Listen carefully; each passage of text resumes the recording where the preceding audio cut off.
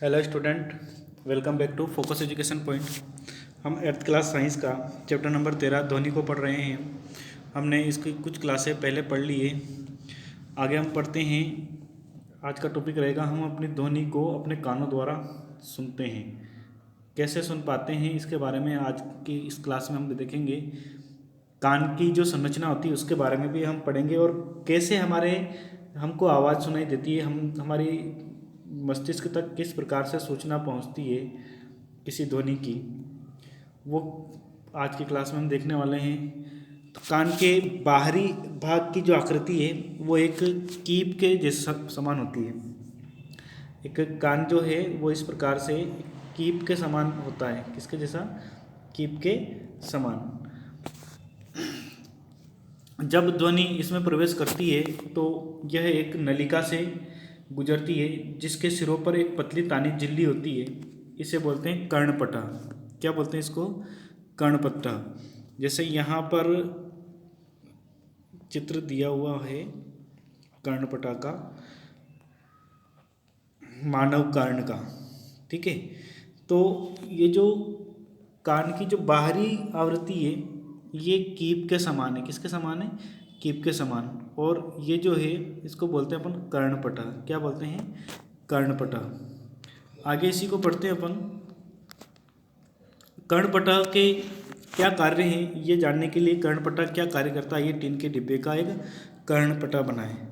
ठीक है, ये प्रयोग आप करके देखना।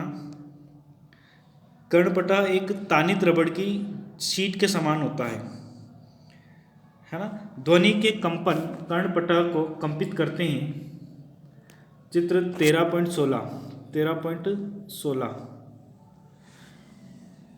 कर्णपटा कंपनों को आंतर कर्ण, जो इनर का ईयर जो होता है वहाँ तक भेजता है। वहाँ से संकेतों को हमारे मस्तिष्क तक भेजा जाता है। इस प्रकार हम ध्वनि को सुन पाते हैं। बात क्लियर हो गई। ये कान की संरचना बनी हुई है। कान की जो बाहरी सतह है वो किसके जैसी है भाई? कीप के समान। किसके जैसी? कीप के समान है। और अंदर इसमें एक कर्णपटा से सूचना अंतरकर्ण तक जाती है और अंतरकर्ण कहाँ दे देता है इसको? मस्तिष्क तक पहुंचाता है। क्लियर है। अब हम पढ़ते हैं कंपन का आयाम, आवर्तकाल तथा आवृत्ति। 13.5 हम जानते हैं किसी वस्तु का बार बार इधर उधर गति करना कंपन कहलाता है। और इस प्रकार की जो गति होती है उसे हम बोलते हैं दोलन गति। क्या बोलते हैं उसको? दोलन गति। इसके बारे में अपन पिछली कक्षाओं में पढ़ भी चुके हैं। प्रति सेकंड होने वाली दोलनों की संख्या को अपन क्या बोलते हैं? आवृत्ति कहते हैं। आवृत्ति क्या होती है? एक सेकंड में कितने दोलन हो रहे हैं, एक सेकंड में जितने दोलन होते हैं वह उसकी क्या कहलाती है? आवृत्ति कहलाती है। दोलन का मतलब कंपन। आवृत्ति को जो है वो हर्ट्ज में मापा जाता है। किसमें? हर्ट्ज में मापा जाता है। इसका संकेत होता है एच जेड। आवृत्ति एक दोलन प्रति सेकंड के बराबर होती है। और एक जेड मतलब कि एक हर्ट्ज जो आवृत्ति है वो किसके समान होती है? एक दोलन प्रति सेकंड में। कि एक सेकंड में अगर एक ही दोलन हो, एक सेकंड में दोलन जो है वो एक ही दोलन हो तो उत्पन्न आवृत्ति जो है वो कितनी होती है भाई? 1 हर्ट्ज। यदि कोई वस्तु एक सेकंड में 20 दोलन पूरा करती है, एक सेकंड में कितने? 20 दोलन पूरा करती है, तो इसकी आवृत्ति क्या होगी? देखो, एक सेकंड में 20 दोलन पूरा कर रही है तो इसकी आवृत्ति होगी 20 हर्ट्ज। बात क्लियर।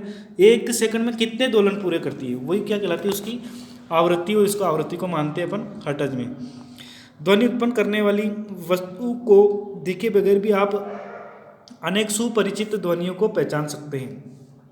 यह कैसे संभव होता है? इसके लिए आवश्यक यह है कि ध्वनियाँ भिन्न भिन्न प्रकार की हों। क्या आपने कभी सोचा है कि कौन से कारक इन्हें भिन्न भिन्न बनाते हैं? आयाम तथा आवृत्ति किस ध्वनि के दो महत्वपूर्ण गुण हैं? किसी ध्वनि के दो महत्वपूर्ण गुण हैं जिनको हमने आज की क्लास में पढ़ लिया। अगली क्लास में हम ध्वनि की प्रबलता के बारे में कि किसकी ध्वनि प्रबल होती है, किसकी दुर्बल होती है, उसके बारे में हम पढ़ेंगे। तो अपन कल की जो क्लास होने वाली है उसमें अपन प्रबलता तथा तारत्व के बारे में पढ़ेंगे। मिलते हैं अपन अगली क्लास में। Thank you.